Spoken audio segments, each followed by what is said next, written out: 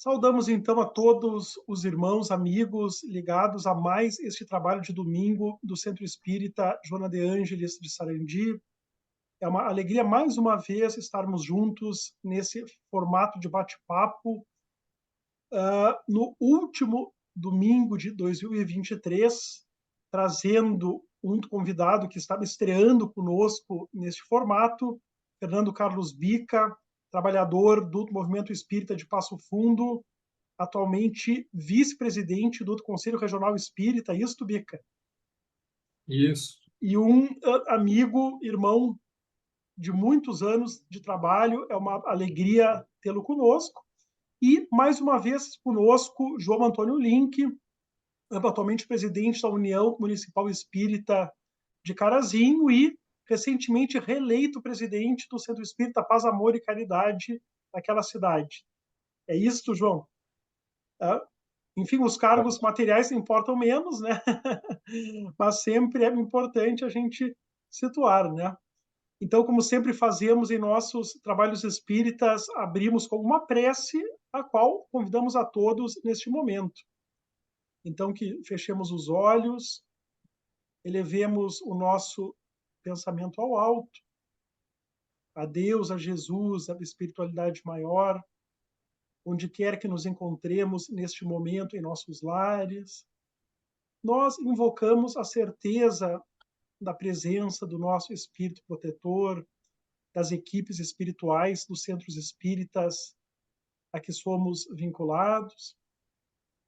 E nesse espírito de elevação, nós agradecemos por mais esta oportunidade de trabalho, de estudos na seara do Mestre, rogando que a espiritualidade maior nos assista para que consigamos desenvolver a temática da melhor maneira possível, de um modo que seja construtivo a todos nós nesta oportunidade. E assim, nesse espírito, agradecidos e elevados, abrimos o trabalho desta noite. Então, mais uma vez, saudando a todos, eu sou João Paulo Cardoso, trabalhador do Centro Espírita Joana de Ângeles de Sarandi, e temos conosco hoje João Antônio Link, trabalhador do Centro Espírita Paz, Amor e Caridade de Carazinho, presidente recém-eleito dessa instituição e também presidindo a União Municipal Espírita de Carazinho, e Fernando Carlos Bica, trabalhador do Centro Espírita Pedro Cogo, de Passo Fundo, e atualmente vice-presidente do Conselho Regional Espírita da nona região. Eu sempre me confundo. Oitava ou nona? Nona região. Nona região. Para, de alguma maneira, alterando a ordem do Evangelho segundo o Espiritismo, mas ficando dentro dela, em razão, enfim, da premência deste tema, hoje nós vamos dar um pequeno salto para trabalhar uma mensagem que tem como título Caridade para com os criminosos, que nós rebatizamos a partir de uma experiência, né, da PAC Passo Fundo, que vamos falar mais adiante, como caridade para com os reeducandos, uma palavra bem mais apropriada para esse sentido de reconstrução humana aqui na linguagem contemporânea pensamos em trabalhar. E nós introduzimos essa temática, que ela é um pouco jurídico espírita, né? Com aquela questão de que, independente das circunstâncias hostis e injustas, maiores agruras que nós verificamos em certos locais, certos segmentos aqui do planeta, basicamente pelas deficiências das condições socioeconômicas, essa questão que a própria ciência aponta de que a prática do delito, a prática do crime, ela não deixa de ser, ao fim e ao cabo, uma decisão pessoal ligada ao livre-arbítrio do reencarnado, né? Então, nós temos os trabalhos, por exemplo, do psicólogo e professor norte-americano Stanton Seminole, que trabalhou, enfim, dedicou a sua vida ao estudo do comportamento criminoso nos estabelecimentos de execução penal dos Estados Unidos, que concluiu que o comportamento criminoso é sempre uma escolha, o que tem a ver, se relaciona com a nossa concepção espírita do livre-arbítrio, que não desconhece, enfim, a falta de caridade de uma sociedade que permite tantas diferenças sociais, como é tratado lá na questão 793 do Livro dos Espíritos, que nos diz que só poderíamos nos considerar verdadeiramente civilizados quando praticarmos a caridade cristã. Vários matizes aí dessa questão. Criminoso é alguém que, para o nosso direito, infringe uma norma penal, recebe, então, uma pena por uma sentença de um tribunal humano, né? Mas, a partir daí, entra essa temática tanto da questão 793, o Livro dos Espíritos, que nos demanda que nos tratemos com caridade cristã, quanto à própria temática dessa mensagem de Isabel de França, né? Ela mesma, uma condenada, que sabe injustamente no período de radicalização da Revolução Francesa, né? Uma irmã do rei Luís XVI, muito católica, pelo que temos de informações biográficas, muito ligada à caridade, mas que no bojo daquela radicalização política foi também ela condenada à guilhotina no ano de 1794, no auge do terror da Revolução Francesa, e que retornou enquanto espírito para ditar essa mensagem, a caridade para com os criminosos, incluída por Allan Kardec no capítulo 11 do Evangelho segundo o Espiritismo, que é o capítulo que fala sobre a lei de amor, né? Esse amor que nós precisamos desenvolver, como quis Jesus, até o ponto de amarmos os inimigos. Então, eu pincelei aqui um monte de coisa que nós podemos falar, né? E depois vou tentar falar menos, para aproveitar aí a presença dos nossos convidados, né? João Antônio Link, que é um habitué desse nosso trabalho, que é feito sempre no último domingo de cada mês pelas mídias da Joana de Ângeles de Sarandi, e Fernando Bica, que tem toda uma história espírita e profissional nessa questão do combate à criminalidade, no bom sentido, o uso dessa palavra, e que recentemente, nos últimos anos, está envolvido num trabalho espetacular em Passo Fundo, que é a PAC, né? Então, eu acho que eu passo primeiro para o João Antônio fazer a sua saudação e suas primeiras considerações, e em seguida o Bica, enfim, vai nos brindar aí com o seu conhecimento e sua experiência. João Antônio, boa noite. Boa noite, João Paulo. Boa noite ao nosso amigo irmão Bica de Passo Fundo. Uma alegria poder estar contigo aqui nessa tarefa. E eu e João já viemos aí há algum tempo, aí, conforme ele falou, né, trazendo aos amigos, irmãos lá da Joana de Ângeles de Sarandi, a todos que acompanham esse trabalho, né? É muito bom a gente poder estar falando do Evangelho de Jesus, falando da doutrina espírita, e nesse assunto que é bastante amplo, bastante vasto, tem muito conteúdo, né, pessoal? Mas a gente vai tentar focar em alguns aspectos aí, né? E eu, olhando assim a parte do Evangelho segundo o Espiritismo aqui, anotei a parte da questão da caridade, ela fala da caridade sublime, falando da benevolência, que seria a benevolência, e aí abrangeria a questão do amor, do consolo e do encorajamento, né? Eu acho que daria para a gente comentar também essa caridade espiritual, né? Que na doutrina espírita, a gente aprende que a caridade, então, seria benevolência, indulgência e perdão, né? Então, eu acho que dentro desse aspecto espiritual, a gente tem bastante a contribuir, né? A doutrina espírita, os trabalhadores espíritas, né? E eu acho que essa questão realmente dos reeducandos é uma área bastante necessitada, né?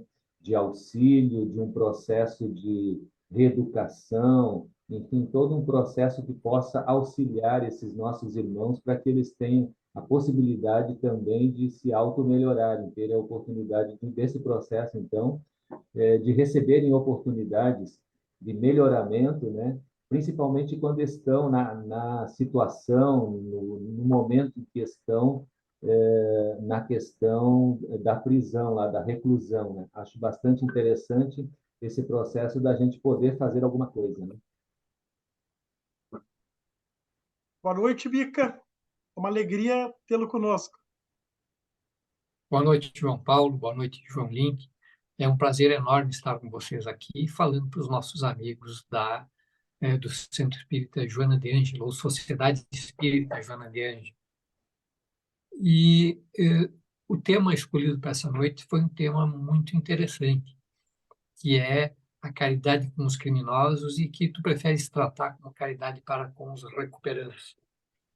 Temos alguma divergência com relação a isso, sobre o termo mais apropriado. Porque quando nós tratamos de caridade para com os recuperandos, nós os vemos num ambiente tranquilo, um ambiente feito para as pessoas que tiveram os seus problemas com a lei e que buscam a sua recuperação perante a sociedade e perante eles mesmos.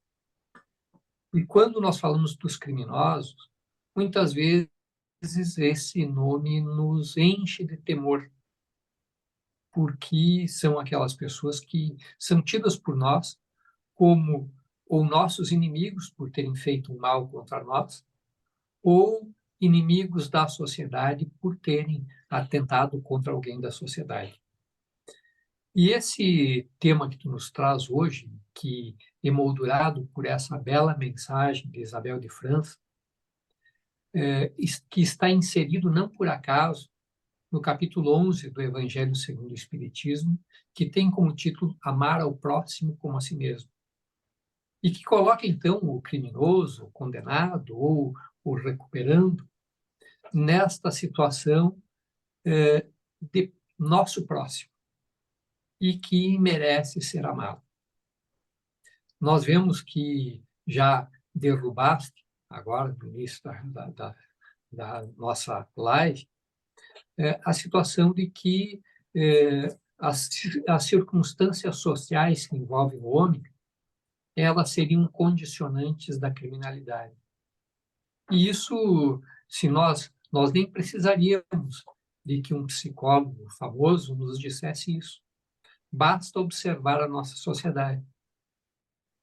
E se não fosse esse condicionante do livre-arbítrio, esse sim, um fator determinante da criminalidade, nós teríamos aí toda uma legião de criminosos nas nossas periferias. Porque as condições sociais aqui em que eles vivem, elas são muito semelhantes. Alguns têm uma oportunidade um pouquinho maior, mas a maioria não tem grandes oportunidades sociais e nem por isso se revelam criminosos. Mas eu gostaria de falar a respeito de Isabel de França. Essa pessoa, esse espírito que nos traz essa mensagem maravilhosa e que fala logo no início da mensagem: deveis amar os desgraçados, os criminosos como criaturas que são de Deus. Nós vemos que ela viveu num momento terrível da história francesa, no momento em que eclodiu a Revolução e que os nobres eram submetidos à guilhotina simplesmente porque eram nobres. E uma pessoa nobre, mas nobre de espírito, como Isabel de França, não fugiu à sanha assassina que tomou conta da Revolução Francesa. Mas Isabel era uma pessoa que era tida como caridosa por toda a população de Paris. Ela era conhecida. E enquanto que nos demais espetáculos de linchamento, em que as pessoas eram guilhotinadas, o público aplaudia, o público ensandecido encorajava aquela atitude. No No momento em que a guilhotina caiu sobre o pescoço de Isabel de França, o povo todo calou-se. Ouviu-se um dos maiores silêncios de Paris. E esse é o espírito que vem nos falar a respeito do crime. Ela, uma vítima do crime, e que nos traz a lição de que nós devemos amar os criminosos, devemos perdoar aqueles que nos ofenderam. E quando nós falamos em perdão, logo em seguida, no capítulo 12 do Evangelho segundo o Espiritismo, nós vemos que há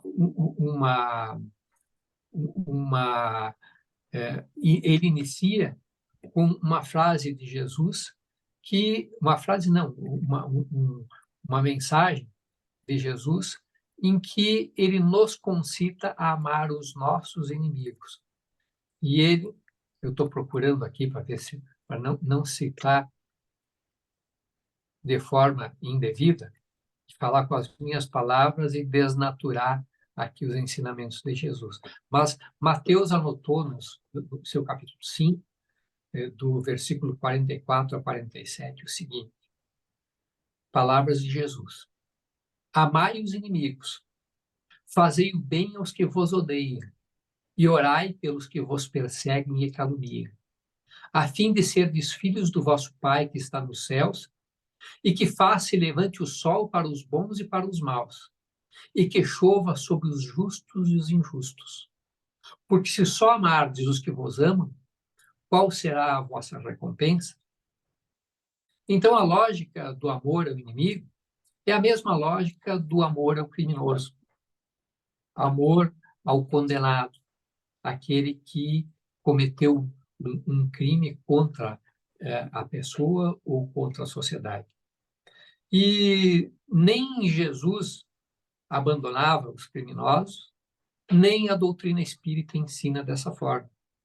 Por isso que nos traz esses ensinamentos todos de que os criminosos devem ser recuperados. E quando nós os entendemos somente como inimigos, nós ficamos com uma análise extremamente parcial disso. Mas quando nós os entendemos como alguém que talvez hoje ocupem uma situação que nós ocupamos no passado culposo das nossas encarnações, em que também fomos criminosos, que fomos socorridos e hoje estamos numa situação privilegiada, nós vemos que o amor aos inimigos é permitir-lhe, o amor aos inimigos e aos condenados, aos criminosos, é permitir-lhes que passem pelo mesmo processo que nós passamos. Talvez de uma forma mais humanizada que nós podemos proporcionar-lhes. E quando nós proporcionamos essa forma mais humanizada, nós permitimos que o nosso inimigo, que o criminoso, cresça. E com ele crescemos nós também. Então, gostaria que nós analisássemos sobre esse aspecto, de que nós temos uma necessidade muito grande de amar o inimigo, de orar pelos que nos perseguem e nos caluniam. Porque isso é uma determinação de Jesus. A determinação expressa, né? Tem partes do Evangelho que não deixam a menor dúvida, né? Que são trechos taxativos e esse é um deles, né? Jesus deixou claro que o nosso amor precisa ser desenvolvido ao ponto de ser capaz de alcançar os próprios inimigos pessoais e os tidos como inimigos da sociedade, né? E é bem interessante que são várias as passagens dele muito taxativas, né? Tem também ali em Mateus, no capítulo 25, é bem interessante, o Luiz Roberto Scholl, num dos livros dele, fala sobre essa passagem, tratando-as como as obras de misericórdia, que são 6, né? As 6 recomendações de Jesus, que quando ele diz que quando a gente faz para um dos pequeninos, é como se estivéssemos fazendo para ele mesmo, né? que é tive fome e me destes de comer, tive sede e me destes de beber, careci de teto e me hospedastes, estive nu e me vestistes, achei-me doente e me visitastes, estive preso e me fostes ver. Né? Nesse sentido, uma das 6 obras de misericórdia é essa, né? Quando nós atendemos a um condenado, é como se estivéssemos atendendo ao próprio Mestre Jesus. E na cruz, a mesma coisa, né? Qual foi o último trabalho de Jesus? Ali, pendurado na cruz, foi recuperar Dimas. Né? Jesus desencarnou trabalhando, recuperando Dimas, e ainda falou aquela frase, enfim, que é um paradigma, né? Pai, perdoa-os porque eles não sabem o que estão fazendo. Então, não há a menor dúvida, né, de que o perdão, o nosso sentimento precisa ser de perdão incondicional, e não é o que a nossa sociedade brasileira faz, né? Não é como o Estado brasileiro trata os seus apenados no sistema tradicional, trata-os como animais, infelizmente ainda, né? Precisa de muita reformulação, e é nisso que entra esse novo trabalho, né? No qual eu estou devagarinho me integrando também, e foi onde eu percebi que precisava mudar alguns termos aqui nessa fala que eu tenho, que era antigamente chamada caridade para com os criminosos, agora eu já rebatizei como caridade para com os reeducandos ou recuperandos, né? Alterando essa palavra em todos os textos em que isso é possível, porque Isabel de França usou de criminoso, porque ela se expressava numa linguagem de 160 anos atrás, né? Então, que precisa ser vista com olhos atuais, né? Bica, o que tu acha, enfim, o que tu tem para nos trazer sobre o tanto que nós, enquanto sociedade, precisamos melhorar o tratamento com as pessoas condenadas? Olha, nós vivemos uma situação extremamente perversa com relação ao tratamento penal no Brasil, em que as nossas prisões, via de regra, são estabelecimentos que são mais assemelhados a um depósito de gente, onde não se oferece a menor condição para a reintegração social daquele que cometeu um ato contra a lei, e, pelo contrário, nesse sistema que nós vivemos hoje, o Estado fornece a mão de obra gratuita para o crime organizado. E lá nos presídios é que muitas vezes o indivíduo primário, que cometeu um único ato criminoso, ele se envolve com membros de facções e acaba sendo compelido a cometer outros crimes para que possa sobreviver na prisão. E nós, felizmente, temos uma situação bastante diferente, que são as APACs. As APACs são Associação de Proteção e Assistência aos Condenados. E, diferente do que o nome possa sugerir, elas não são locais onde aquele que cometeu um crime seja tratado de uma forma inadequada, que ele seja tratado, seja protegido e tenha regalias. Não. As APACs dão ao que está contra a lei, e que lá não são chamados de condenados, não são chamados de criminosos, mas sim, como colocaste bem, João Paulo, são chamados de recuperandos, porque lá lhes são dadas as oportunidades necessárias para a recuperação. E o primeiro elemento desse tratamento diferenciado que permite a recuperação é a humanização. Lá o indivíduo ele não é tratado como a escória da humanidade, porque não é, todos nós estamos muito perto uns dos outros em termos de evolução moral. Ele é tratado como um ser humano que merece ter uma oportunidade de retornar à sociedade, tendo pagado as suas contas com essa sociedade, e mais, que ele possa voltar para essa sociedade recuperado, que ele possa produzir o bem nessa sociedade. Então, esse é o objetivo maior da PAC, que é recuperar o preso, é proteger a sociedade e que é socorrer a vítima.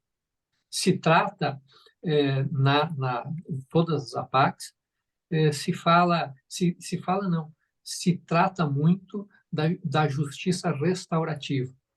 E a justiça restaurativa propõe, dentre outras coisas, colocar a vítima e o criminoso frente a frente, para que eles possam falar a respeito do ato criminoso, que eles possam, perder o medo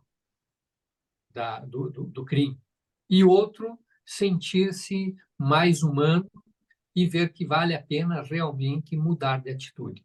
Então, a PAC é um sistema que não é tão novo assim, porque já tem 52 anos de existência, mas novo na nossa região. Na região norte do estado do Rio Grande do Sul, a PAC Passo Fundo é o primeiro estabelecimento desse gênero. E nós esperamos que esse método ele seja copiado pelos demais municípios, tenham eles ou não presídios, para que eles possam ajudar a promover a recuperação não só do preso, mas a recuperação de toda a sociedade. E nisso é que entra um outro aspecto, né? Eu estou aqui na minha frente com uma frase do Dr. Mário Ottoboni, que é o fundador da APAC, né? Das APACs, quando ele diz assim: se fosse possível examinar o homem por dentro e por fora, certamente ninguém se diria inocente. É uma frase forte do Dr. Mário, né? Mas tem algo muito semelhante na mensagem de Isabel de França, quando ela diz assim: considerai que sois mais repreensíveis, mais culpados do que aqueles a quem negardes perdão e comiseração, pois as mais das vezes eles não conhecem Deus como o conheceis, e muito menos lhes será pedido do que a vós, né? E, enfim, ela diz, relembra, né, várias vezes, né, que nós também, que não incorremos em penas mais graves nessa encarnação, porque talvez algumas encarnações atrás fôssemos nós os que precisavam a contenção das grades, né? Isso aí não temos como saber, mas é muito possível. Mas ela lembra que nós também precisamos de indulgência, porque nós também cometemos infrações que não são pegas pelas leis humanas, mas que a lei divina não deixa passar nada, né? Que isso é algo que nós temos que ver não de um ponto de vista que nos apequene como seres, né? Com medos de uma punição, mas como um elemento de conscientização da nossa responsabilidade. Ela diz também: não julgueis absolutamente, porquanto o juízo que proferirdes, ainda mais severamente vos será aplicado, e precisais de indulgência para os pecados em que sem cessar incorreis. Ignorais que há muitas ações que são crimes aos olhos do Deus de pureza, e que o mundo nem sequer como faltas leves considera, né? Nesse mundo imperfeito em que nós estamos, né? Então, eu acho que nesse ponto o João Antônio tem algo a contribuir para nós, João Antônio. Acho que nós aprendemos bastante com a doutrina espírita, com os espíritos amigos, né? nessa ideia da reencarnação, das várias vivências, e nos trilhos, nos caminhos por onde nós andamos já, né? E aí a gente vai entender que, de alguma forma ou de outra, nós já trilhamos também, né? E se talvez possamos até trilhar no futuro, a gente não sabe, né? Mas as dificuldades, as nossas experiências, né? Muitas das vezes a gente não tem consciência disso, né? E aí eu vou lembrar aqui de uma mensagem que eu separei aqui, que é justamente desse capítulo aí que o Bica nos sugestionou, que é amar os inimigos, né? Aí o Espírito Emmanuel vai nos falar numa mensagem que ele colocou como título Motivos para Socorro aos Maus. E aí é bem interessante porque ele vai trabalhar a ideia de nós enxergarmos as pessoas que estão nessa condição, né? Que ele coloca inicialmente que eles são nossos irmãos, essa ideia de que todos nós somos filhos de Deus e estamos participando na coletividade com as experiências junto, né? E ele vai falar que em muitos casos a questão da crueldade, da maldade, ela está na questão da ignorância mesmo, né? O João Paulo estava trazendo essa ideia, né, de que aqueles que já têm consciência, né, é uma condição, aqueles que ainda não têm consciência é outra situação, e muitas vezes esses espíritos, as pessoas, elas cometem por ignorância, né? Mas ele vai dizer que a crueldade, então, ela está catalogada também dentro de uma ideia de que são pessoas doentes, né?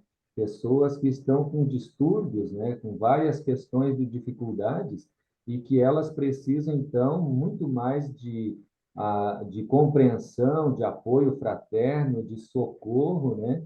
E ele vai nos indicar, mas no final da mensagem, ele vai nos indicar, então, a gente também possa utilizar da prece, da oração também, como uma das formas da gente poder auxiliar também, não podendo, às vezes, fazer outras atitudes, mas que a prece também tem uma importância e tem uma energia que pode auxiliar bastante, né? Mas a gente sabe que são muitas formas da gente poder auxiliar, né? E nos auxiliar nessa ideia de que, de uma forma ou de outra, todos nós cometemos erros, né? Cometemos delitos, e precisamos do perdão, da indulgência, né? Dessa ideia de que todos nós precisamos nos auxiliar uns aos outros, desse apoio mútuo, né? E como o nosso tempo passa muito rápido, né? Eu vou propor um último tópico aqui para nossa reflexão, porque a Isabel de França ela puxa isso também, que é a contribuição que nós, enquanto espíritas, podemos dar nessa questão prisional, né?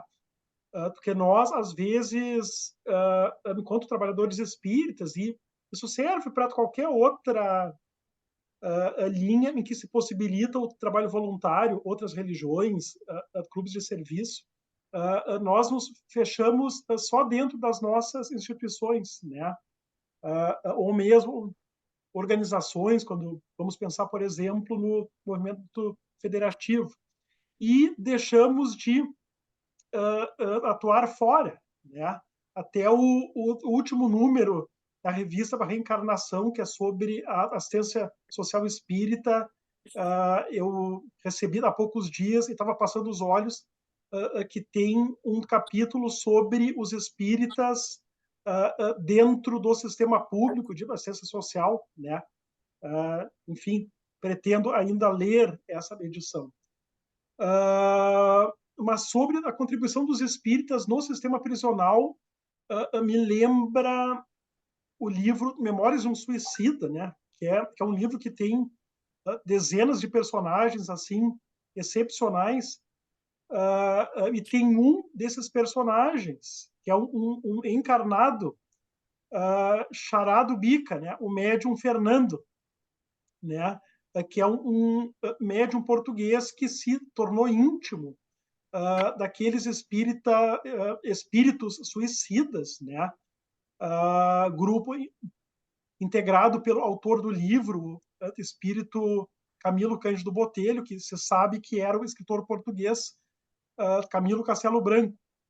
Fernando era um médium cristão, como todos nós deveríamos ser, né? De um trabalho no bem assim excepcional, nos tempos ali na primeira década do século passado, onde praticamente não tinha centros espíritas, o trabalho era meio na casa dele, né? E por ser alguém tão desprendido, tão puro, ele conseguia se desdobrar durante o sono e estar junto com aqueles espíritos enquanto hospitalizados lá na Legião dos Servos de Maria. E um dos trabalhos que Fernando fez foi um trabalho de APAC, né? Ele conseguiu recuperar dentro de um presídio português, que sabe-se lá como é que era um presídio há 100 e poucos anos atrás, né? Se hoje eles são masmorras, imagina como não deveria ser quando nem lei de execução penal não tinha, né? E o Fernando se dirigia para aquele presídio onde conseguiu recuperar o filho de um daqueles suicidas do grupo de Camilo, se eu não me engano, era Jerônimo, o nome desse espírito, que pelo suicídio do pai, a família toda caiu na miséria e esse filho se envolveu com a criminalidade. E quando esse pai se deu conta disso lá no plano espiritual, porque ele não se submeteu, enfim, às sugestões dos guias de que não fosse procurar saber como estava a família, ele insistiu e quando ele insistiu, a sua decisão mesmo equivocada foi respeitada. Ele viu, então, todos aqueles filhos numa situação de muita miserabilidade causada pelo suicídio dele, e esse filho preso, né? E, enfim, a equipe espiritual organizou um socorro para aquela família, e no socorro, Fernando repercutiu esse pedido do alto e fez um trabalho de APAC dentro daquele presídio e recuperou o filho desse espírito, né? Então, nós temos, enquanto espíritas, sim, um papel para sair das nossas instituições e fazer algo dentro dos ambientes prisionais, dentro das APACs, né? Enfim, dentro do que tudo isso que é possível, né? Que é na linha do que a Isabel diz. Podeis ainda exercitar essa virtude sublime com relação a seres para os quais nenhuma utilidade terão as vossas esmolas, mas que algumas palavras de consolo, de encorajamento, de amor conduzirão ao Senhor Supremo. Então, com isso, a gente puxa o nosso último tópico de hoje, né? Para irmos nos encaminhando, porque, nossa, passou ainda mais rápido do que passa o tempo, impressionante. Bica, o que tu diz sobre isto? Olha, essa questão da atuação do espírita na sociedade é uma questão que nós temos que levantar sempre. Há necessidade de ajuda em todos os setores da comunidade, mas há uma necessidade talvez maior de ajuda dentro dos estabelecimentos penais. E assim como esse médium, Fernando, iniciou um trabalho pioneiro há 100 anos passados, mais do que isso, nós hoje temos as oportunidades que se abrem para a nossa participação. E uma delas são as caravanas do sistema carcerário, que o movimento espírita está incentivando, e são também aqui, entre nós, as APACs, porque são locais onde nós podemos realmente exercer a nossa caridade. Não só a caridade da prece, a caridade do socorro material, mas aquela caridade onde nós levamos a nossa palavra, o nosso conforto, a nossa compreensão, àqueles que atentaram contra os valores que a nossa legislação repudia e que, por isso, foram condenados. E nós temos essa possibilidade de ajudar. Existe, aí em Sarandi, existe um presídio perto de você, que nos assistem nesse momento. Em Carazinho, onde o nosso irmão o João Link está, também é um presídio. E em muitos outros lugares existem esses presídios que precisam de pessoas que possam ajudar. A gente sabe que nem todas as pessoas têm ainda a, a coragem, porque nós precisamos de coragem para enfrentar essas situações completamente diferentes para nós, e nem todos têm essa coragem de entrar num ambiente inóspito como é um presídio para tentar ajudar. Mas fica o convite para que todos conheçam a APAC, porque a APAC é um ambiente bem melhor que um presídio, um ambiente onde se possibilita o convívio harmônico dos recuperandos com os voluntários, e é um momento de aprendizagem muito grande. Eu tenho dito que todas as manhãs eu estou na PAC a partir das 7 horas, até 7h30, 15 para as 8, que é o momento socializador, é um momento de espiritualidade, e que a espiritualidade é um dos pilares da PAC. Os outros dois são o estudo e o trabalho. Mas esse aspecto da espiritualidade, para mim, sobrepuja qualquer um dos dois pilares. Porque quando nós nos vemos como pessoas que têm algo a mais em que acreditar, e esse algo a mais em que acreditar é Deus, nós podemos nos libertar de todos os nossos vícios, de todas as injunções que nos levaram à prática criminosa. Perfeito. Bica, excepcional, né? E tu tens uma prática enorme de vida, né? Levando em conta os anos de trabalho na Polícia Militar também, né? E, enfim, tudo isso estar nos levando, enquanto espíritas, né? A essa conclusão tão profunda da necessidade desse trabalho. Eu estou lá na PAC Passo Fundo toda sexta-feira, das 7 às 9 e algo da manhã, né? Às vezes a gente vai ficando um pouco mais, né? Está sendo uma das maiores oportunidades da minha vida, né? Está sendo algo, enfim, que eu nem tenho palavras para descrever, e reforço esse convite, né? Que todos os que estão nos escutando que venham conhecer a da PAC Passo Fundo. Então, o nosso tempo, enfim, em que comumente costumamos trabalhar no domingo, já está se indo, né? Eu já vou me despedir de todos, agradecendo aí pela audiência, agradecendo ao Bica por ter aceito o nosso convite, né? Normalmente quem vem uma vez não é só uma vez, né? Então os convites irão se repetir aí nessa e em outras temáticas. Bica, muito obrigado.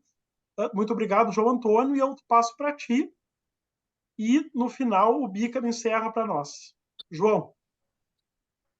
Meus irmãos, meus amigos, foi grande alegria podermos estarmos juntos mais uma vez. Agradecendo ao nosso amigo Bica por estar conosco aí, que tivemos aí, com certeza, muitos ensinamentos, orientações e processos de encorajamento aí para que a gente possa aprender um pouco mais dessa temática aí, né? E nós sabemos que algumas iniciativas elas são bastante interessantes e vêm no momento certo, né? Para que possam entrar em atuações aí e com certeza convidar a todos nós para que nós possamos de alguma forma também estarmos engajados e participando também, né? Então, eu acho que a mensagem, o Bica colocou aí a questão da espiritualidade, que é uma das considerada a principal tarefa aí, e nós vamos lembrar então do Evangelho de Jesus, né, que é essa mensagem universal aí, mensagem consoladora, mensagem que com certeza atinge os corações, e essa mensagem que possamos nós também levarmos a esses nossos companheiros, né, esse remédio que vai ajudar a todos nós e vai com certeza auxiliar a esses irmãos que estão nessa condição. Uma boa noite a todos e aos amigos, em especial lá da Joana de Ângeles de Sarandi. Eu quero agradecer por esse momento especial que nós passamos. Fiquei muito feliz por poder participar desse encontro e dizer que muitas vezes as pessoas me perguntam o que eu vou levar na PAC. Isso eu não vou levar nada, eu só vou buscar.